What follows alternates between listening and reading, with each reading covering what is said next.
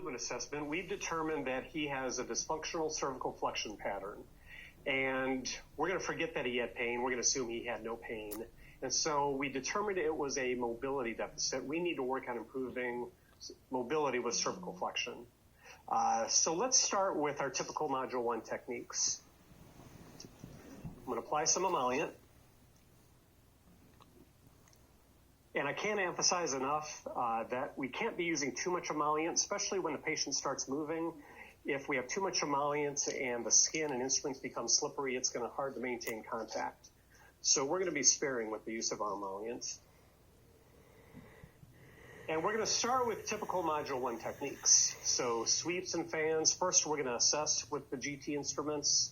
So I've got GT5. We're doing some sweeps.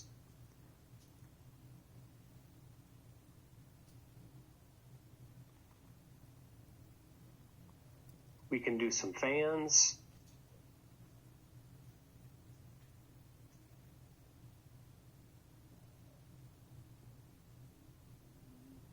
All right, and then in Module 1, to add a little bit of load, we put our patient on a stretch.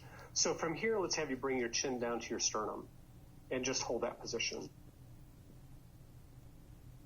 So this is nothing new. This is what we learned in Module 1.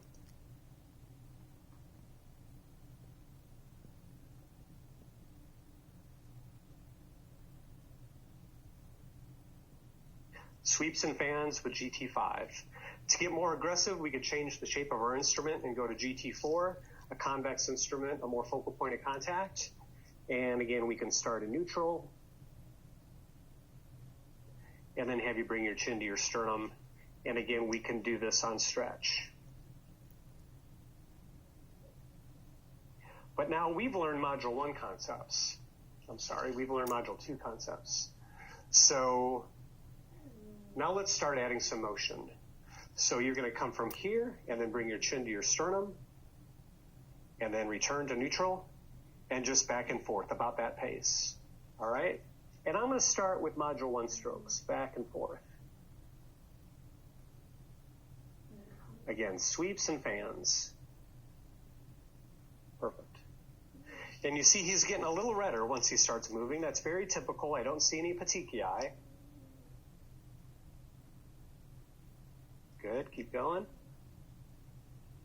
And so now let's move into some Module 2 strokes. Keep moving. All right, I can do a pin and stretch. So he starts shortened, I'm going to pin the tissue and then go ahead and flex, and you see the stretch. Back up, keep going, same rhythm, pin and stretch. Pin and stretch, or a pin and glide where the instrument moves. Keep going.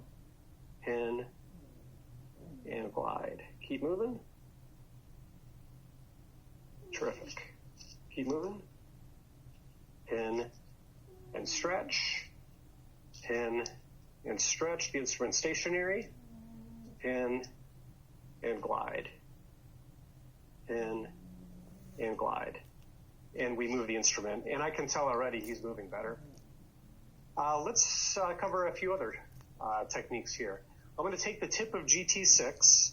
Remember, this is the instrument that's upside down. The logo is on the flat side, so we're going to hold this with the shiny side exposed.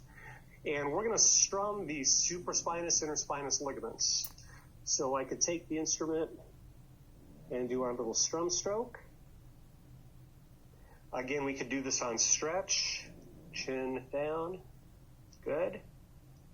With some load. Or we could do this with motion. And let's just have you move back and forth just like we did. Good.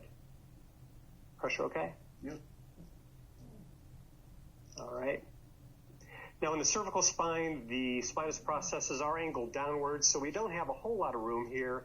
Just be careful that we're not going directly over spinous processes. That would be uncomfortable if you did.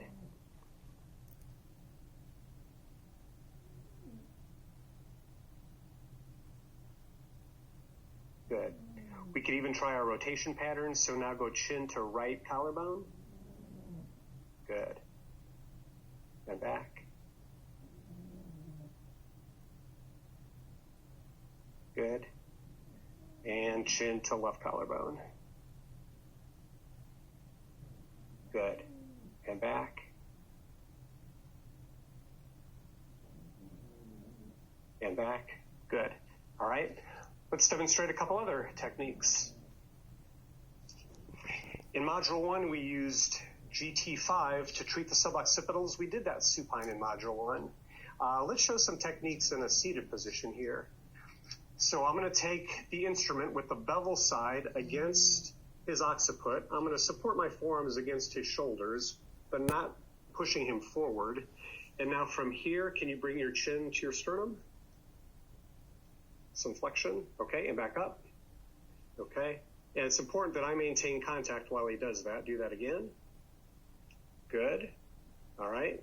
And so I could do a pin and go ahead and flex and stretch, okay.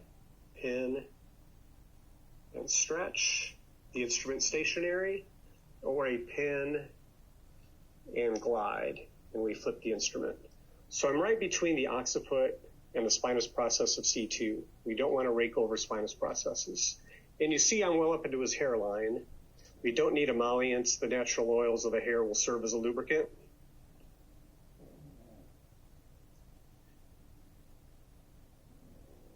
Good. All right. Now thinking about our 4x4 matrix and our developmental sequence, we can progress this to other postures.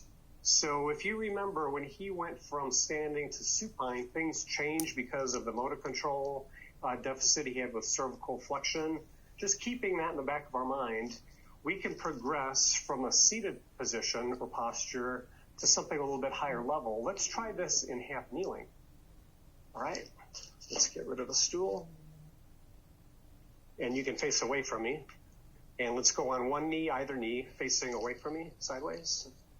So the camera can see. There we go. All right. And now we can repeat some of these techniques that we did seated in a higher level half kneeling position. So let's repeat some cervical flexion, just chin to sternum and back. Good. And back and forth. Again, sweeps, fans. Good. A pin and stretch, good. Or a pin and glide. Pin and glide, very good. All right, before we go too much further, let's reassess. Let's have you stand and turn and face this way, feet together, arms at your side. All right, and now let's see you bring your chin to your sternum. Much better. I would still call that a little dysfunctional, but much better than where we started. And then we haven't really addressed his motor control, but let's go ahead and look at that. Go chin to right clavicle. Boy, that even got better, okay? And chin to left clavicle. Good, and that even got better. But hold that thought. In just a minute, we'll come back and show some techniques for improving motor control even more.